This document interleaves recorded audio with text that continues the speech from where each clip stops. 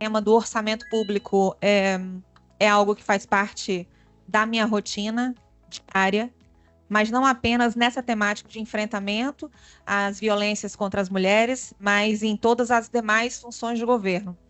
Eu pretendo aqui abordar com os senhores, dentro de 40 minutos, uma temática que ela é árdua, complexa, muitas vezes encarada de forma preterida por gestores, às vezes por membros, por receio, por não entenderem ou por não dominarem questões técnicas. Então, eu tenho um papel aqui hoje que é traduzir termos, expressões, facilitar esse processo, abordando o plano de metas de enfrentamento.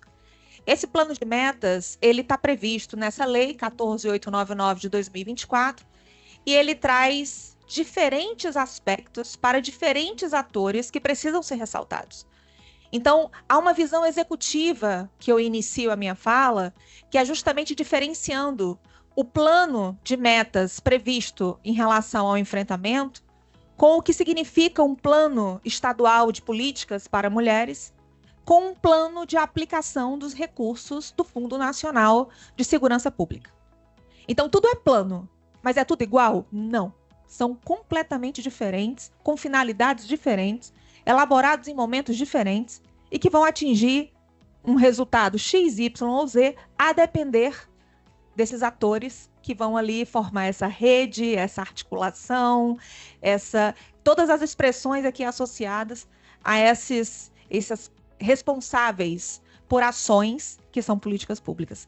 Então, foi muito interessante porque o Timothy, ele gera um desconforto, né? Eu até fiz uma postagem agora há pouco falando do quanto ele é brilhante e do quanto me desconforta, porque é inadmissível imaginar que essa realidade faz parte da vida das pessoas e que o Estado, por vezes, é negligente.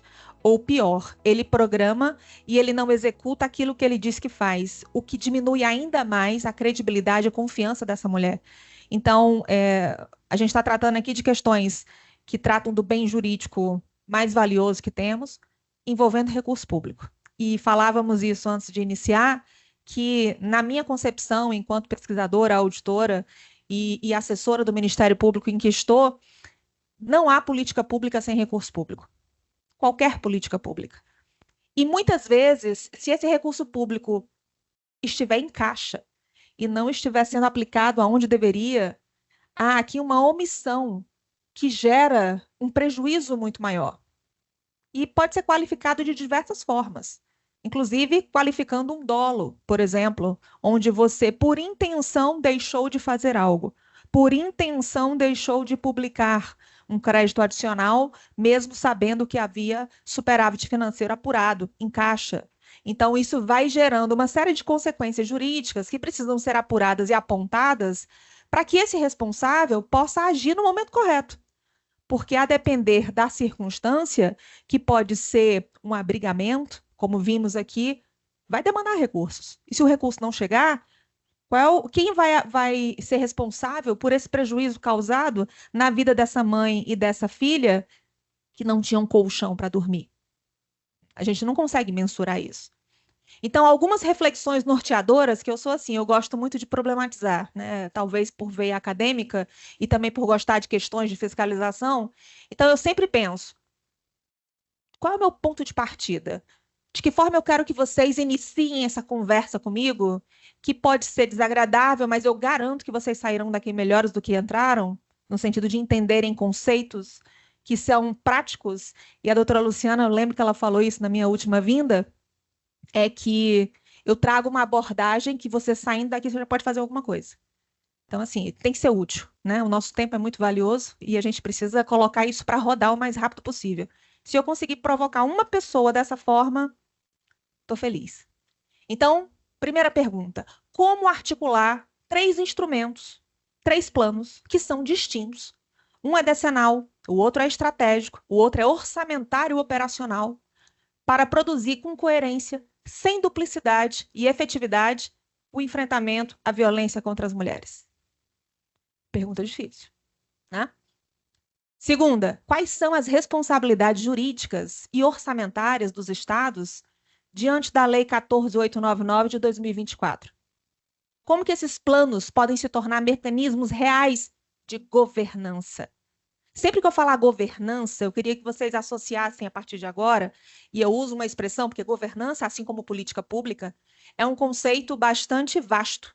A depender daquele que conceitua, pode ser um cientista político, pode ser um jurista, pode ser um administrador público, ele vai dar uma conotação distinta. Na minha percepção, governança, eu utilizo a nomenclatura adotada pela OCDE de governança orçamentária, da necessidade que se tem de juntar todos esses instrumentos que farão com que algo aconteça. Que pode ser uma política pública, pode ser uma determinada decisão, pode ser um investimento. Então, eu vou precisar reunir, e aqui eu estou usando uma linguagem mais didática, né? Sem as expressões técnicas que eu sei que afasta muito mais do que aproxima, mas que eu quero que vocês entendam, porque o importante é entender. Então, quando a gente fala de orçamento público não é dinheiro. Primeiro ponto. Orçamento é uma autorização. Então, compare com o seu cartão de crédito. Muitos aqui possuem cartões sem limite. A minha conta, ela tem limite.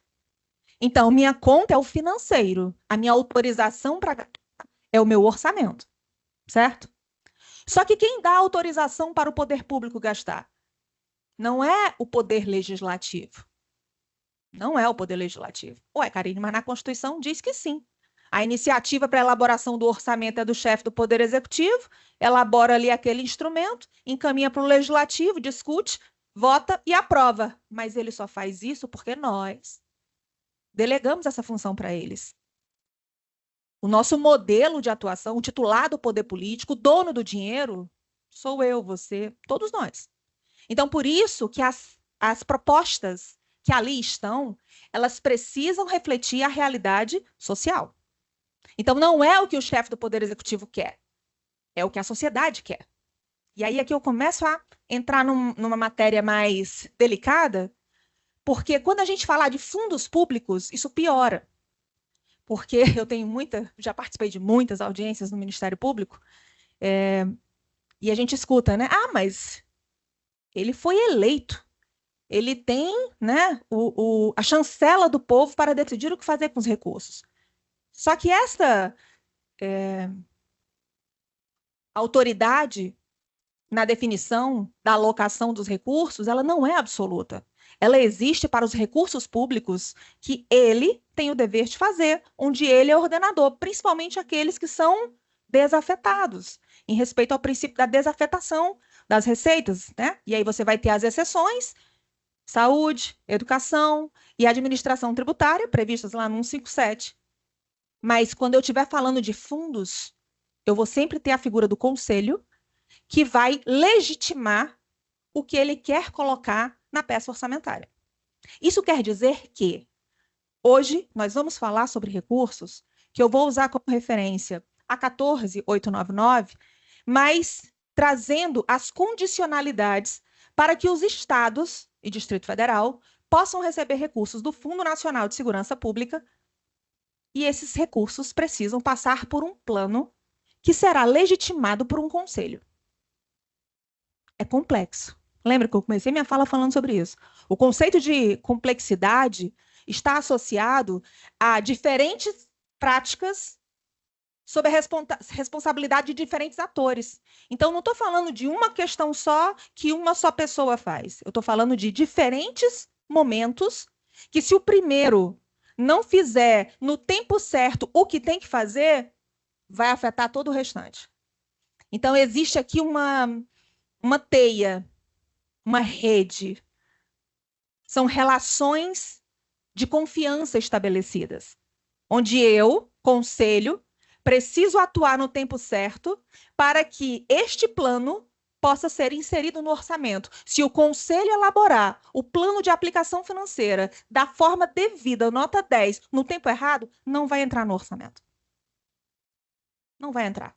Só que a prática é que eles não elaboram da forma que tem que ser.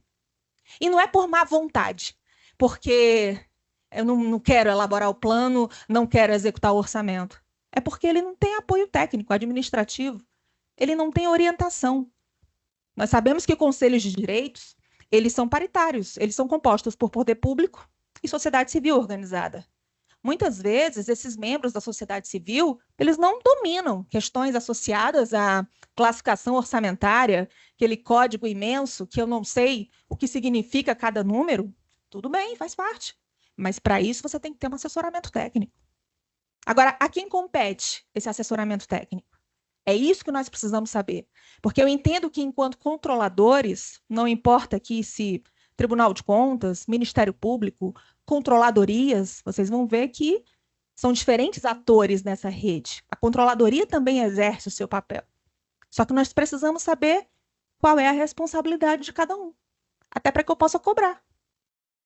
Porque se não há claro as atribuições, elas não estão à mesa, no final das contas, ninguém se responsabiliza por nada.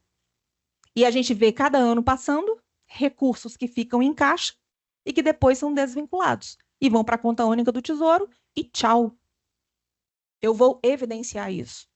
Não se preocupem em anotar também, esse material vai ficar disponível. Então, tem muitas questões aqui que são fonte, até para argumentações que vocês queiram utilizar, pensando no caráter prático da minha fala. Então, o plano de aplicação financeira é uma das minhas grandes preocupações, que vocês entendam, porque nós não temos literatura no Brasil sobre isso. Eu estou cedida para o Ministério Público há quase 8 anos. Estou voltando agora para o Tribunal em janeiro.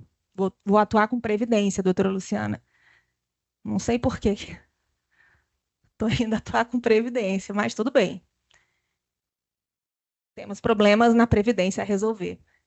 Então, A gente vai trazer você para o Espírito Santo, então. Topa vir morar aqui? se a senhora souber que meu marido viria para cá comigo hoje, que eu falei, você vai comigo.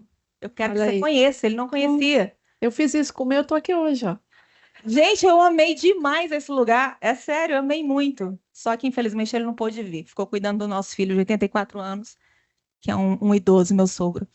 Então, o plano, eu preciso só deixar aqui meu celular perto de mim, porque eu me empolgo muito e eu tenho que saber o controle do tempo.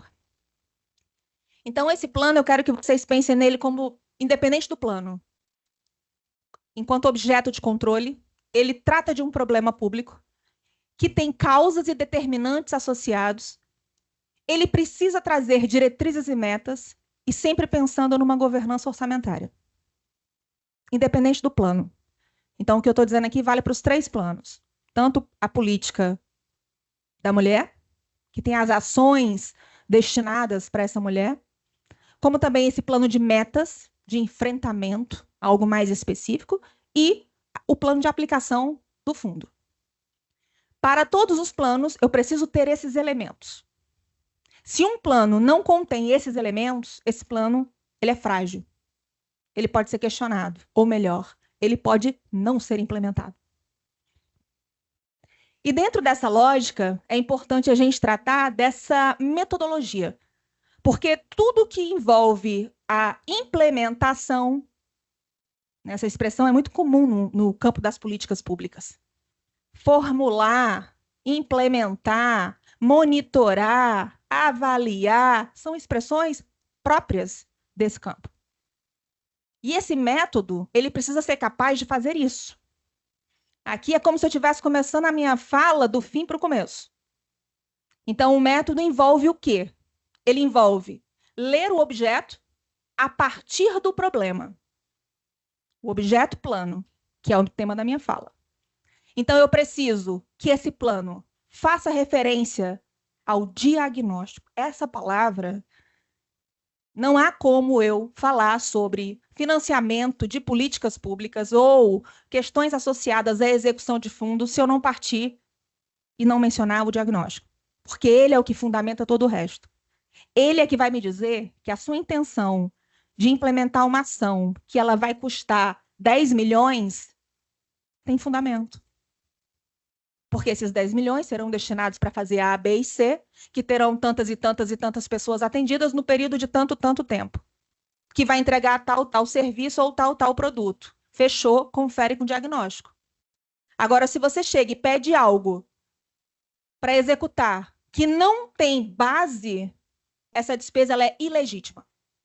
Ela sequer pode ingressar no orçamento. E quando eu estiver falando do plano de aplicação lá do fundo, a União também não vai repassar o recurso. Então, o ponto de partida do problema, ele tem que trazer o diagnóstico com as causas, evidências, recortes. De quem que eu estou falando? Eu estou falando de mulheres. Que mulheres? Crianças, adolescentes, idosas, quilombolas, indígenas? Sofreu que tipo de violência? Sofre que risco? É específico. Não pode ser genérico. Em que território? E mais, eu preciso mapear todos os atores, que eu vou facilitar aqui o processo depois com vocês. Então, quem que vai implementar? Quem que pactuou? Quem que executa? Quem que monitora? Quem que fiscaliza? Eu tenho que identificar também os instrumentos jurídicos e orçamentários envolvidos nesse plano. Qual é a vinculação legal? Quem que sustenta essa obrigação? A gente está falando aqui de um plano, senhores, que não é uma intenção. É lei. E o pior, vocês vão ver que é uma lei que cria uma receita vinculada qualificada. E que, se por acaso os estados não inserirem o plano de enfrentamento, ele simplesmente não pode, eu vou repetir, ele não pode receber recursos do Fundo de Segurança Pública. Para que políticas públicas? Todas as políticas de segurança pública. Olha a importância. Inclusive, no final, eu digo, nós estamos vivendo um momento no campo do financiamento, do enfrentamento às violências contra as mulheres que eu nunca vi. Porque essa lei é de 2024. Hoje, dezembro de 25. Em 24, eu não sei, não lembro de cabeça o mês, mas, salvo engano, é junho ou agosto. Depois, se puderem... Vai aparecer aqui em algum momento. Por que é importante, Karine, saber o mês? Porque quando a gente fala de programação orçamentária, o projeto de lei ele vai até 31 de agosto. Significa dizer que se ela é de agosto ou se ela é de dezembro, isso já não entrou no orçamento de 25. Essa lei, de fato, ela está gerando efeitos jurídicos no mundo do direito financeiro em 25. Mas a execução é ínfima, para não dizer inexistente. Outro elemento, eu preciso verificar as coerências. Se a meta conversa com a diretriz. Se a diretriz conversa com a causa. Ela resolve aquilo que ela pretende?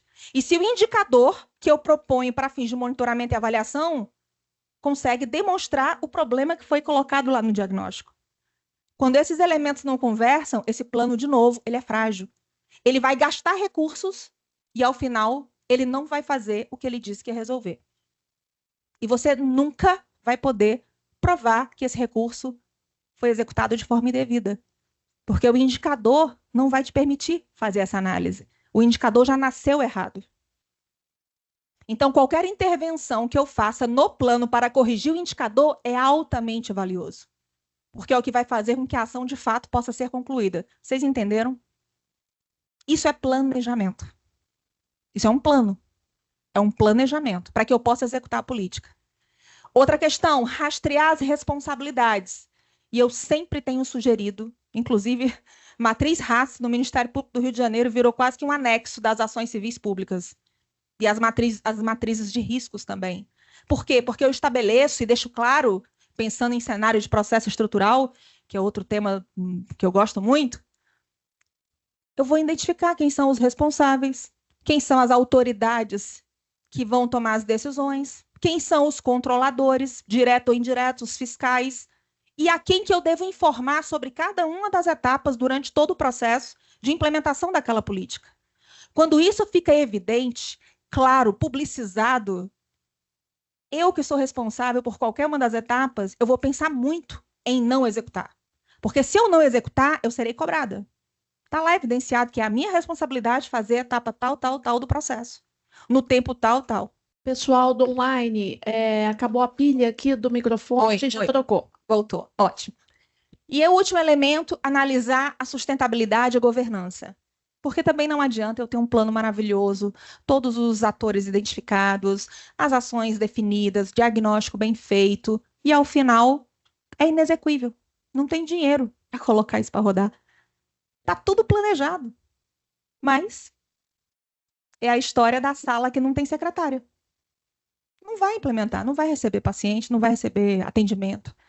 Então, quando a gente fala de sustentabilidade, esse é um conceito muito presente no campo do direito financeiro, é sustentabilidade fiscal, que envolve arrecadar receitas para poder financiar políticas públicas.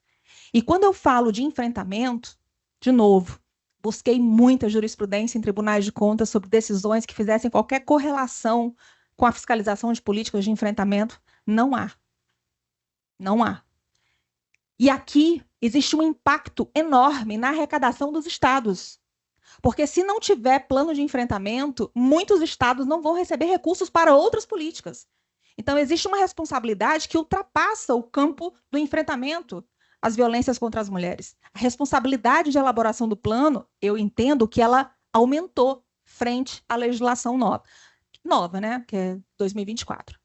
Então, se eu fosse conselheira de direitos, se eu fosse procuradora do Estado, se eu fosse controladora, promotora, juíza, integrante do sistema de segurança, integrante da rede de assistência social, gestora de educação, gestora da saúde, gestora da Secretaria da Mulher, gestora da Secretaria de Planejamento e Fazenda ou governadora. Usei todas as mulheres propositalmente, tá? Responsável por garantir a existência, coerência e efetividade desse plano de enfrentamento, por onde que eu começaria? E aí eu trouxe algumas ideias para cada um dos atores. Então, se eu fosse do conselho, primeiro, o que eu queria, né? Eu preciso ver transparência. Essa é a premissa de quem está num conselho, para que eu possa exercer o controle social. E eu vou ler esse plano de que forma? Eu vou ler o plano como um instrumento de vigilância do Estado. E quais são as perguntas que eu tenho que fazer em relação a esse plano? Enquanto conselheira. Então, eu tenho que ver se esse plano é público, transparente, está atualizado, se os indicadores são acessíveis e são monitoráveis, se há participação social na formulação e execução.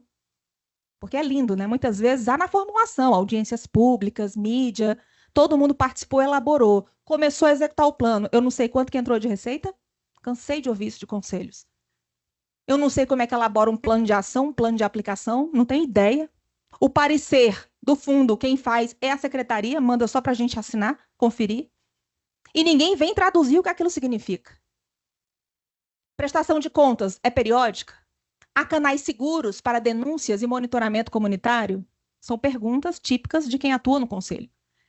Se eu sou procuradora do Estado, eu preciso ver se há riscos jurídicos nesse plano. E eu vou ler o plano pensando em riscos, aspectos normativos e obrigações legais. E as perguntas que eu tenho que fazer: o plano promete algo que depende de lei? Promete. Mas está na lei. Há metas que exigem regulamentação? Como que ficam as relações federativas? Há cofinanciamento vigente? Essa palavra como é que fala? Pé de cobra e cabeça de bacalhau. As pessoas não sabem nem como rastrear. E aí fala, não, a gente está esperando o recurso da União. Enquanto isso, o recurso deveria estar previsto no orçamento por meio de uma fonte de recursos identificada. E ao ingressar o valor, todos deveriam saber, todos que estão envolvidos nessa política. Até para que ele possa tomar medidas de redução, né, contingenciamentos, que são previstas legalmente, mas que sejam motivadas. Que eu tenha noção do que está acontecendo com o recurso para eu poder agir. Se há risco de responsabilização civil ou administrativa, se há inconsistências que aumentam esses riscos de judicialização, se os fluxos de informação, custeio e execução estão compatíveis com a LRF. Se eu sou controladora do Estado, ou do controle interno, ou dos tribunais de contas, eu preciso ver o que não está dito no plano. Olha como a pergunta muda a depender de quem é o ator envolvido. E todos esses atores que eu mencionei estão envolvidos no processo. Eu preciso saber se essas metas têm indicadores, se as ações têm custos, fontes e previsão orçamentária, porque se não tem, senhores, antes eu já digo, não será executada. Eu não tenho bola de cristal, mas eu sou capaz de afirmar. Por quê? Porque se esse gestor executar essa ação, ele vai incorrer em crime fiscal. Lei 10.028, 359-D. Realizar despesas sem prévia autorização legal. Não está na LOA. Ah, mas está na lei da política pública.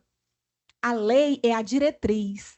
Ela traz a meta, a intenção, é uma norma programática que tem força cogente, mas que depende de recursos. Então, ela precisa estar prevista na LOA. Eu preciso saber se esse plano é compatível, portanto, com o PPA, com a LDO e com a LOA. Eu preciso saber quem é o responsável por cada uma das etapas da matriz RACE.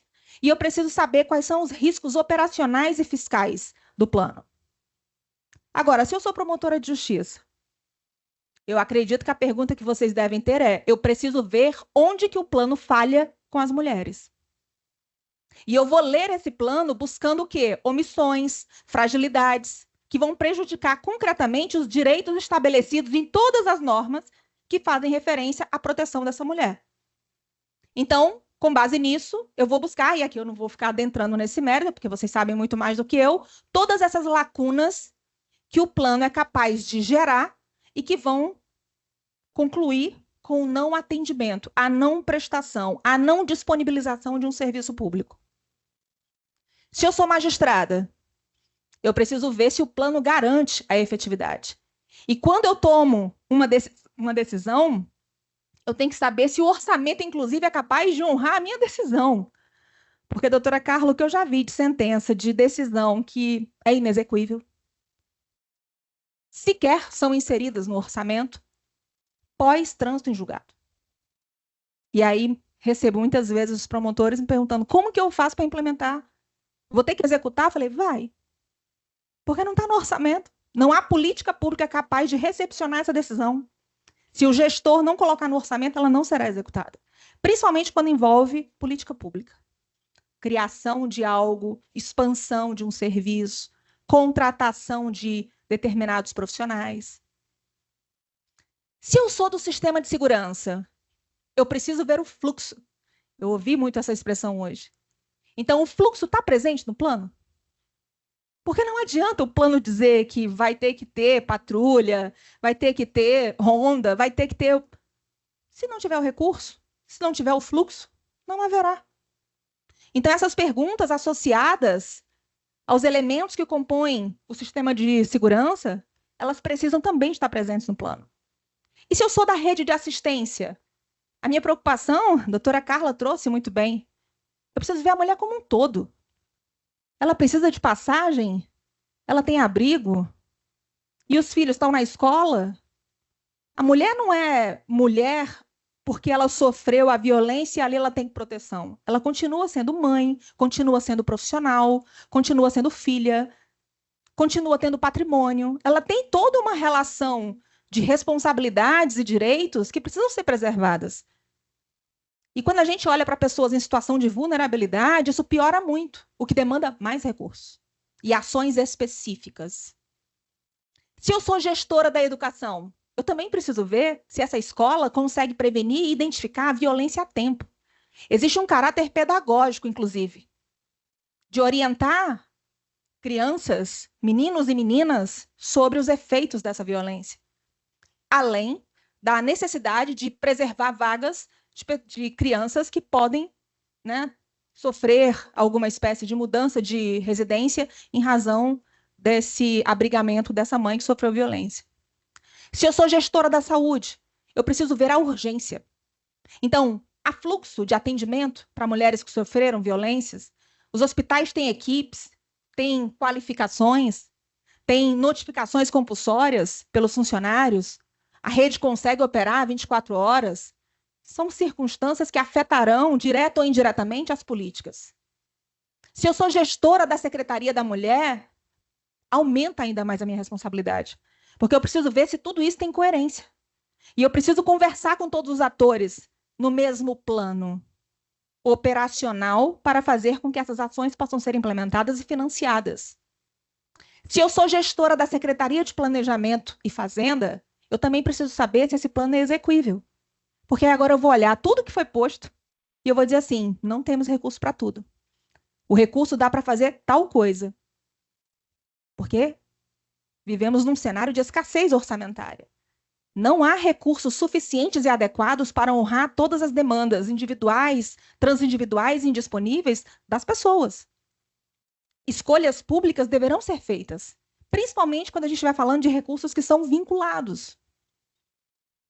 E aqui eu abro um parênteses, porque quando falamos de plano de enfrentamento às violências contra as mulheres, existem diferentes fontes de financiamento. Para além daquelas que vão vir do Fundo Nacional de Segurança Pública, como veremos, previsto na lei 5% do fundo e depois alterado para 10%, e eu vou mostrar para os senhores que é muito dinheiro, nós temos também recursos que podem ser do próprio governo. Porque há políticas públicas ali previstas no plano que devem ser de competência e financiamento do próprio Estado. Então, você não deve contar apenas com aquilo que vem de transferência. Você tem que prever todas as fontes possíveis de financiamento, inclusive mediante doações, porque é um fundo. Fazendo advocacy, estimulando que talvez essas doações possam ser deduzidas de imposto de renda, assim como acontece com criança e adolescente e idoso. Por que não com violência contra a mulher, já que trata de um bem jurídico tão valioso? E se eu sou governadora, eu preciso ver se eu consigo executar. Eu preciso ter consciência da minha responsabilidade. Eu preciso dialogar com a sociedade sobre aquilo que eu sei que é meu dever e que, olha, eu inseri no orçamento. Porque ela é a ordenadora de despesas primária. E depois que ela seleciona os seus secretários, ela delega essas funções para ordenadores secundários. Então, o arcabouço normativo que envolve o plano de enfrentamento, ele não é, como eu disse, uma intenção. Ele tem ali uma questão obrigatória, uma cadeia obrigatória de atos praticados ao longo do tempo para que, ao final, se alcance aquele objetivo. E o decreto 11.640, de 23, ele traz essa política nacional de enfrentamento à violência contra as mulheres com eixos ali definidos de despesas que poderão ser financiadas justamente na intenção de coibir essas práticas. E a lei, que é de junho, eu sabia que eu tinha trazido esse período, ela vai dizer qual é o conteúdo mínimo desse plano de enfrentamento. E não são poucas coisas. Então, quando eu digo, olha, estados, a partir de agora, você só vai ter direito a receber recursos do Fundo Nacional de Segurança Pública e a recomendação do CNMP, orientando, né, que os ministérios públicos fiscalizem os repasses do Fundo Nacional de Segurança Pública. Depois eu posso compartilhar, salvo engano, é 205 de 2025, é desse ano. Esse é um dos itens que tem que estar nessa fiscalização. Porque para eu poder fiscalizar se o repasse foi devido, eu tenho que assegurar que o plano está elaborado nesses moldes, senão o repasse não haverá. É uma fiscalização que depende de outra. Então, os colegas da segurança pública não tem como. Vão também questionar aqueles que são da área de enfrentamento, de violência doméstica, se o plano está de acordo.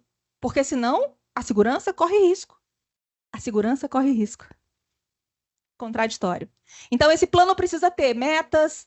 Ali você tem que trazer todas aquelas disciplinas associadas a esse tratamento humanizado da mulher em situação de violência doméstica.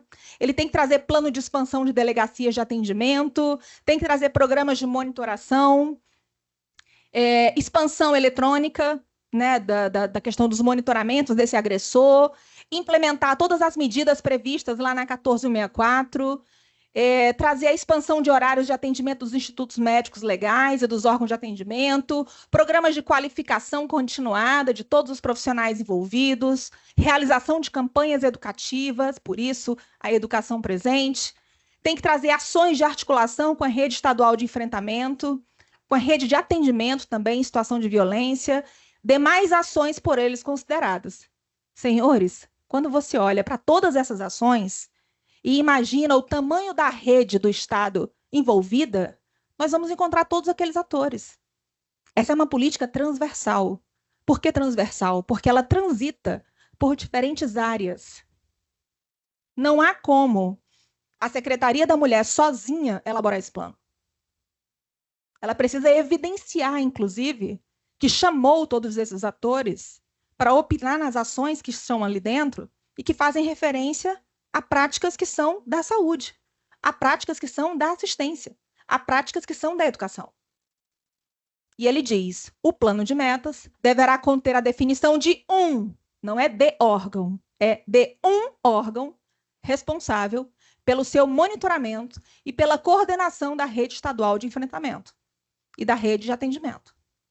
Então, haverá um órgão responsável, não é pela elaboração, é pelo monitoramento. Então, a gente precisa distinguir isso justamente para exercer o controle. E lá na matriz RACE, essa atribuição ela tem que estar muito clara de quem é esse órgão, que normalmente é a Secretaria da Mulher, porque ela conhece muito próximo todos os indicadores que vão ser monitorados. Entramos agora no Fundo Nacional de Segurança Pública. Então, o que é, Karine? Para que serve, né? É de passar no cabelo, é de comer? Como é que a gente faz? Ainda mais no âmbito jurídico, é muito comum. Eu já tive alunos magistrados que eles falam, Karine, primeira dúvida aula 01. Qual é a diferença de programa de governo e programa de trabalho? Eu nunca entendi isso. Gente, é abissal a diferença.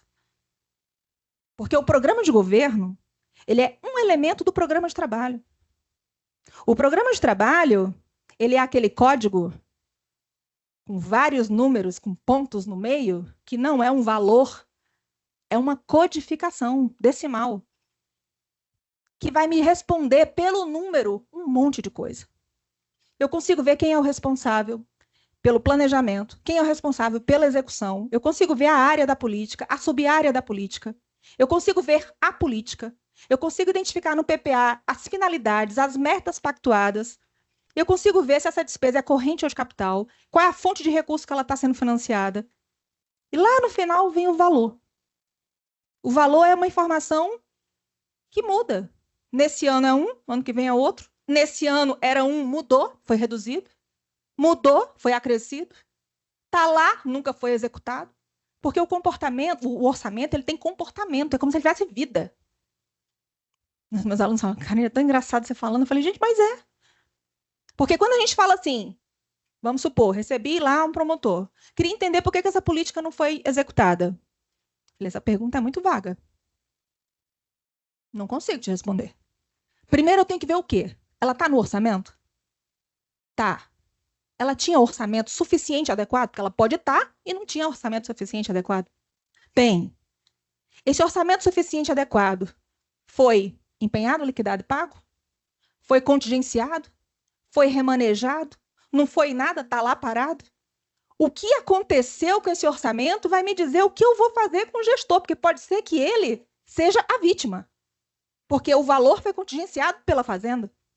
Aí eu, como promotor, vou cobrar dele, execute? Não posso. Ele não tem nada disponível. Agora, se o orçamento está lá paradinho e ele não elaborou, não fez nada, aí eu posso. Agora, e se o orçamento não está nem lá? Como eu já recebi um gestor estressado. Doutor, eu quero saber, porque vou te dizer uma coisa, se essa política não for implementada, eu vou imprimir isso aqui, vou botar num quadro e vou levar lá para o deputado. Pode pendurar na sua parede, porque só serve para isso. Falei, pois pode fazer. Porque ela sequer existe no orçamento. Ele não é nem fonte de recursos. Criaram um fundo para depender de outro fundo, só que esqueceram de dizer para o outro fundo que ele agora custear esse fundo. FECAM. Não vai custear. Não vai. Aí resolveram. O que fizeram? Alteraram a lei do outro fundo, dizendo que agora ele vai custear esse fundo. Aí ele chegou, um promotor. Agora vai executar? Falei, vai não. Por que não botaram na LOA? Estão escaldando o senhor. Eu estou percebendo isso. Então, quando você vai entendendo o que acontece com essas etapas, esse fluxo, você entende se aquela política, de fato, poderá ser executada ou não.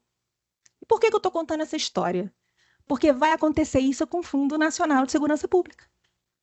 Vocês vão abrir a mídia e vai dizer assim, foi destinado tantos bilhões para os estados na área de segurança pública, na área de enfrentamento à violência contra... É lindo, é de chorar. Aí eu convido os senhores a abrirem um CIOP. Sistema Integrado de Orçamento Público, os links estão todos no material. Busque lá o fundo e vá ver a execução.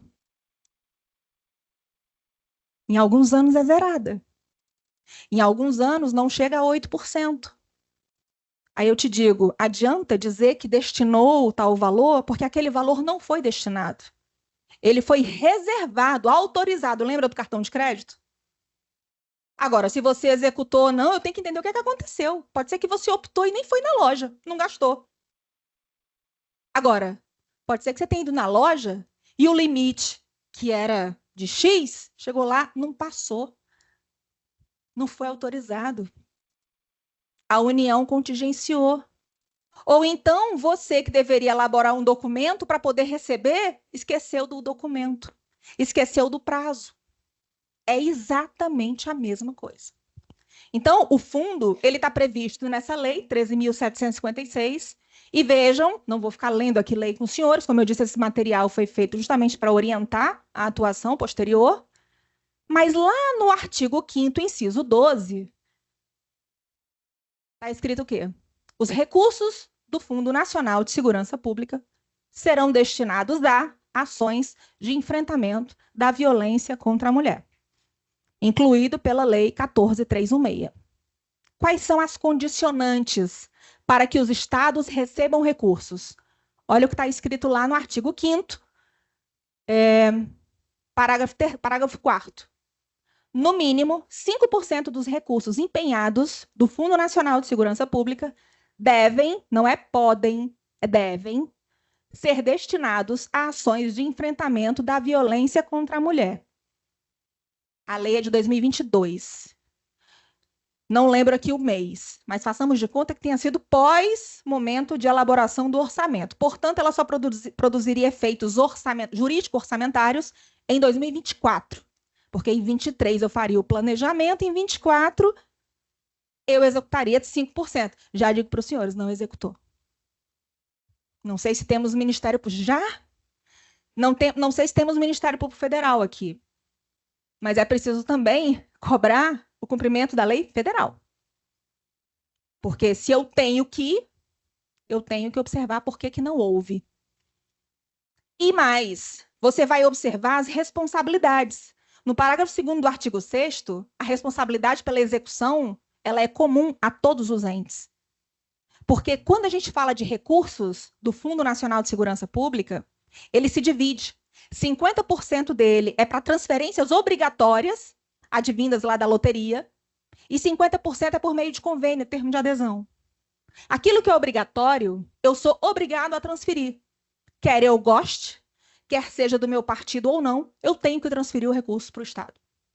E os percentuais, eu já vou voltar para outra tela. Aqui eu trouxe a portaria do Ministério da Justiça e Segurança Pública de 2000, que vale para 2025. Tem lá os percentuais dos valores destinados para cada estado, que totalizam 1.166 milhões. Isso para 2025. Se eu pegar, então, São Paulo, 48.305 de fundo, e aplicar 5%, eu já sei qual é o mínimo obrigatório, receita vinculada qualificada, que eu terei de ações de enfrentamento à violência contra mulheres. Só que nós temos uma portaria que aumentou os 5% para 10%, que é a portaria 685 de 2024. Então, aquele valor de 48 milhões, ao invés de 5%, foi para 10%. Gente, 10% é o mínimo com fonte de recursos do Fundo Nacional de Segurança Pública. Eu não estou dizendo que esse valor será o valor para ações de enfrentamento da mulher. E aí o gestor do Estado ou dos municípios que podem receber recursos do Estado, não, a União não passou, não tem o dinheiro. Você também precisa trazer no seu orçamento políticas de enfrentamento. A Secretaria da Mulher vai trazer várias ações governamentais financiadas com outras fontes de recursos. Mas, nesse campo, esses valores são obrigatórios. E, olhando para as questões da obrigação, existem condicionalidades para esses repasses. E essas condicionalidades trazem a elaboração do plano. Aqui, ó. As transferências obrigatórias, que são aquelas custeadas com 50% dos recursos de receita da loteria, eu preciso fazer a transferência automática, mas para fazer a transferência automática, esse Estado tem que ter conselho, esse Estado tem que ter fundo de segurança, eu tenho que ter um plano de segurança pública, eu tenho que ter um plano de aplicação, eu tenho que alimentar os dados no Cinesp, eu tenho que ter critérios de progressão funcional das polícias e eu tenho que ter um plano estadual de enfrentamento. Não é ou, é e. Logo, se o Estado não elabora o plano, ele fica impedido de receber essa parcela dos 50% destinados do Fundo Nacional de Segurança Pública para os estados. E as transferências voluntárias, as condicionantes são municípios, estados e Distrito Federal, porque aqui os 3 entes podem receber, tem que ter um plano de segurança local, tem que ter integração com o sistema nacional, e claro, se o estado tem plano, tem que fazer referência também ao plano do estado, e tem que prestar contas e dar transparência. Então, nessas portarias, elas trazem toda a fundamentação de como essas execuções foram regulamentadas. E aí, quando foi em maio de 24, nós tivemos lá o aumento daquela lei que dizia 5%, lei do fundo, de 2018, para 10% para o enfrentamento à violência contra a mulher. E ele ainda vai me dizer mais. Ele vai me dizer como que deve ser estruturada essa execução. Olha o que está lá no artigo 4º. Produção de diagnóstico detalhado pelo problema a que se quer enfrentar, mecanismos de governança e de acompanhamento, desenvolvimento de capacidade institucional por meio de capacitação, qualificação e transferência.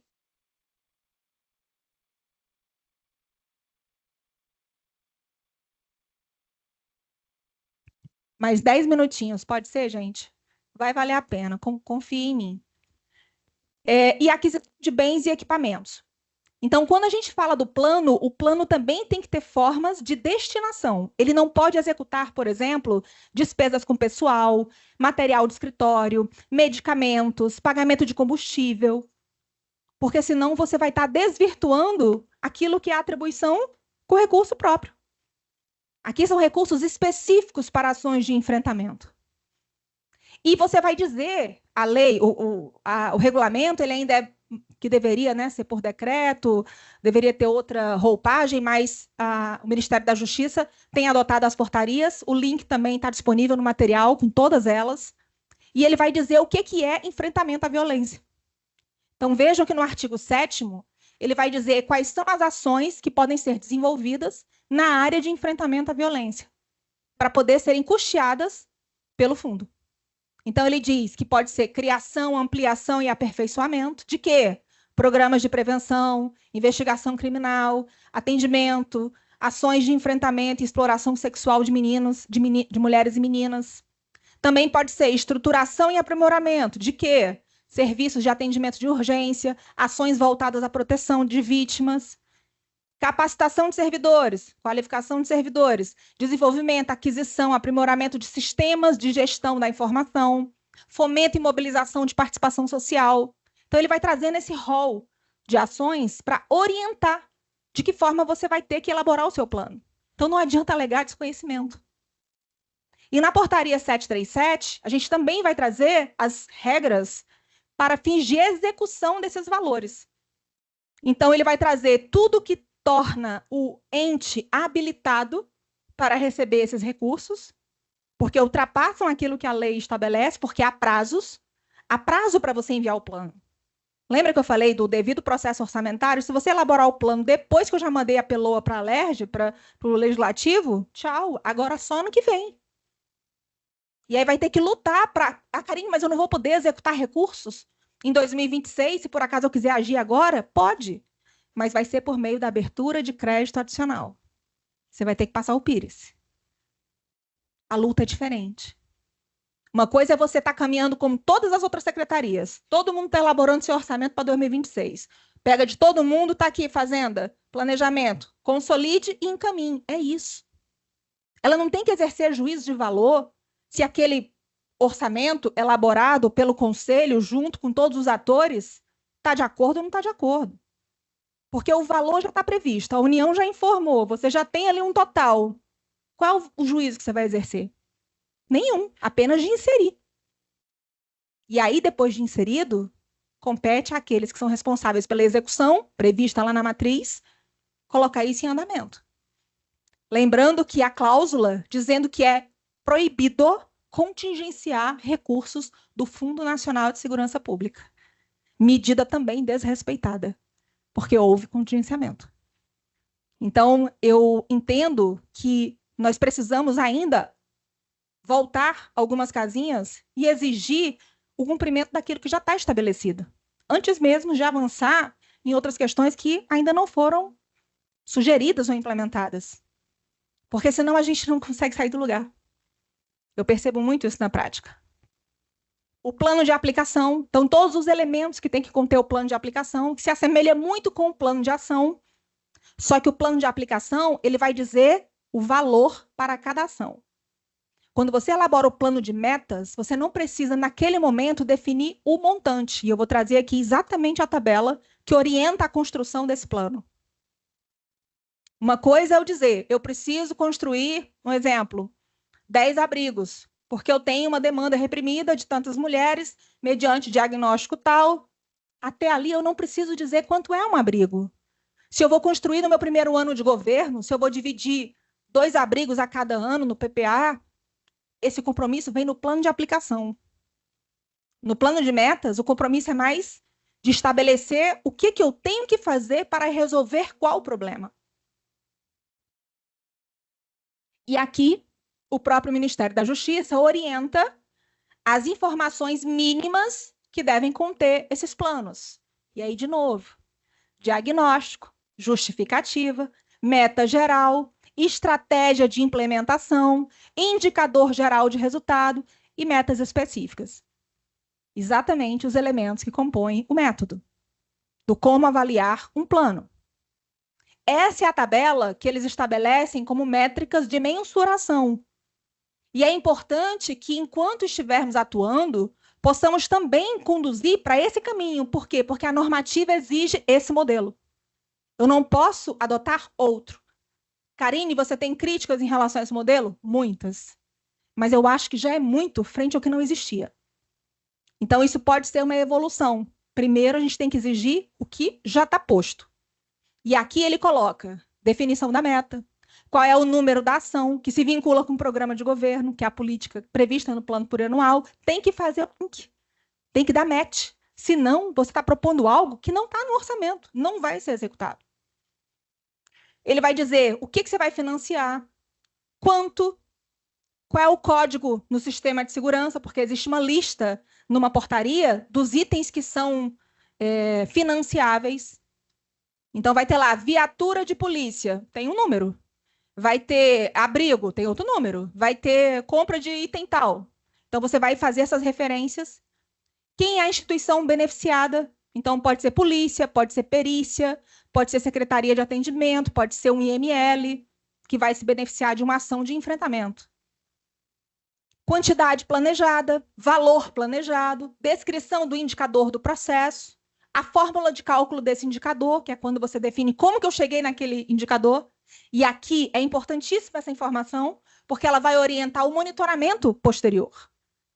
Então, qualquer pessoa que pegar esse plano daqui a 10 anos vai entender que aquele indicador em 2025 era X.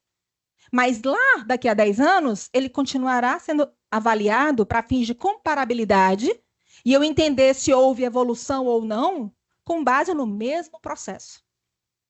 E se mudar, também haverá o registro da evolução. No ano de 2030, o indicador passou a ser tal, foi inserido tal variável, mas você tem um histórico, você tem memória do monitoramento dessa política. É assim que a gente consegue resolver problemas sociais.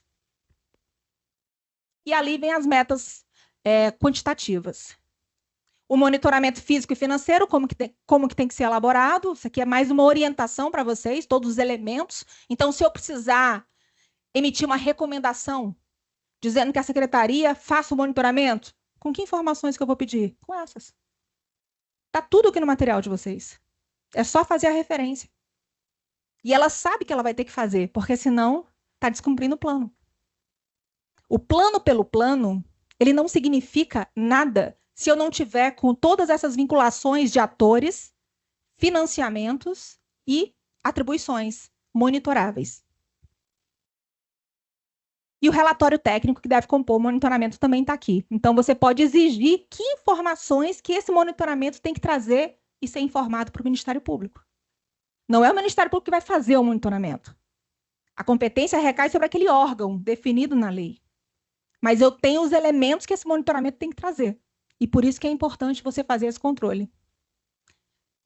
E aí, já concluindo a minha fala, o portal do Fundo Nacional de Segurança Pública, que eu deixo aqui também o link para os senhores, ele traz toda a evolução das portarias, desde 2001 até 2024, cada uma delas, né, com seus papéis, quer seja para definir o percentual do valor em cada ano, ou quais são as atribuições da prestação de contas, porque vocês vão perceber que tem portaria que já foi revogada. Então, essas que eu trouxe são as últimas, são as vigentes.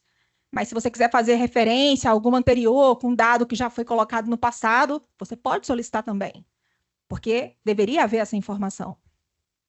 E lá no portal, quando vocês entrarem, vocês vão ver que ele traz toda a descrição do fundo, a que ele se destina e os totais também.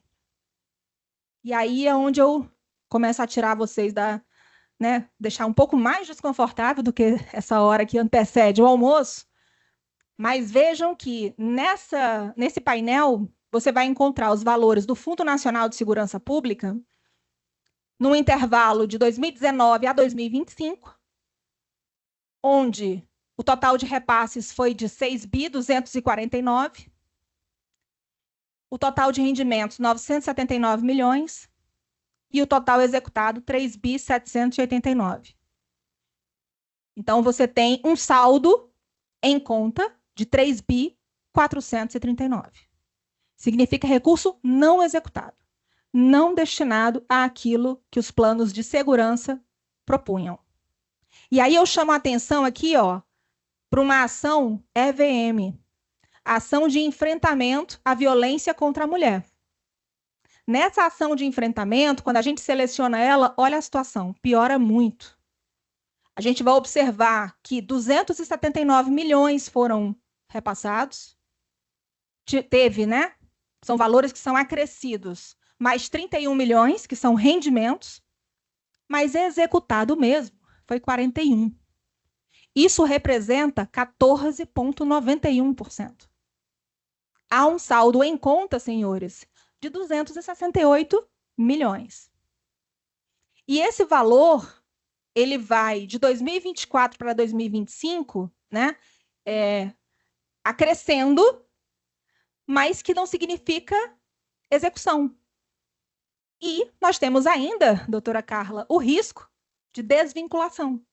No Rio de Janeiro, por exemplo, a Constituição do Estado foi alterada em 2021, com uma bendita emenda constitucional, que diz que quando você não executa o fundo, vai para a conta única do Tesouro. Aí eu pergunto para os senhores, eu sou da Fazenda, estou precisando de dinheiro para pagar as contas, eu vou te ajudar a executar o fundo? Eu vou te dar um assessoramento técnico, administrativo? Eu posso contingenciar sob a alegação de que a receita caiu, que é a narrativa mais utilizada? E detalhe, como que a receita caiu se eu estou falando de recurso do fundo e eu só planejei com recurso que já está no caixa, amiguinho? Eu tenho que te ensinar o que é fundo e o que é outras receitas? Porque às vezes eles falam isso, né? Não, porque a receita esse mês caiu 22%. Falei, beleza. Por que você bloqueou 100% se caiu 22%? Se eu dependesse dessa receita, deveria ser 22%, proporcional. Agora a gente não está falando dessa receita. Eu estou falando de uma receita que já está no caixa, que foi apurada e esperava de financeiro do ano anterior. Então não há que se falar em artigo 9º da LRF de que a receita caiu, por isso você contingenciou. Silêncio.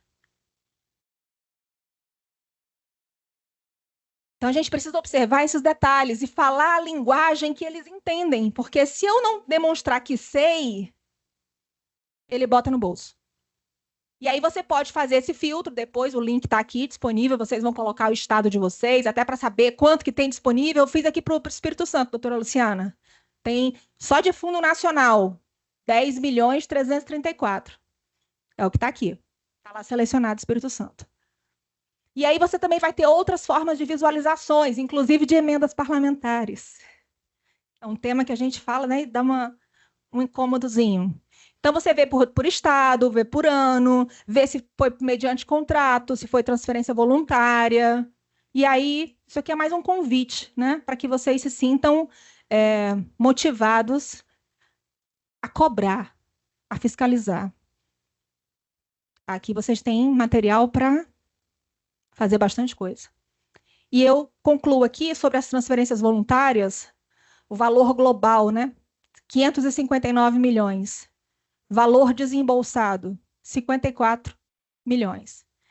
Você tem repasses de 10% de valores que podem gerar uma consequência muito ruim naquele que cria a expectativa de que vai receber o valor.